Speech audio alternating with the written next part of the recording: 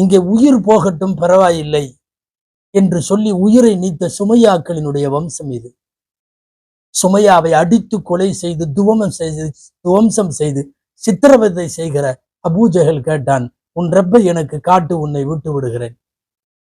சுமையா வாழ்வில் கடைசியாய் பேசிய வசனம் அதுதான் என்று சொல்லுகிறார்கள். லா துத்ரிகுல் அப்சார் வஹுவ யுத்ரிகுல் அப்சார் வஹுவல் லத்தீஃபுல் கபீர்.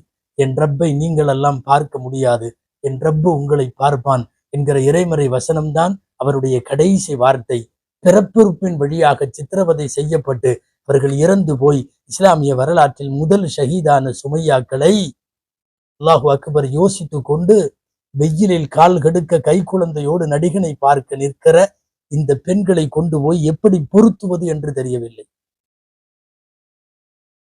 கை குழந்தையோடு கணவர் தன்னை மக்காவினுடைய மலைமேட்டில் ஆளில்லாத இடத்தில் விட்டு போகிற போது, என் ரப்பு எங்களுக்கு எந்த இடையூறும் செய்ய மாட்டான், நீங்கள் போகலாம் என்று இப்ராஹிம் அலைஹிஸ்ஸலாமை பார்த்து சொன்ன அந்த உத்தமி மனைவி ஹாஜர் அம்மையார் யோசித்து பார்த்தால் இன்றைக்கு நடிகனை பார்க்க கடுந்தவம் கிடக்கிற பெண்களோடு சுமையாவையும் ஹாஜராவையும் எப்படி பொருத்துவது என்று தெரியவில்லை.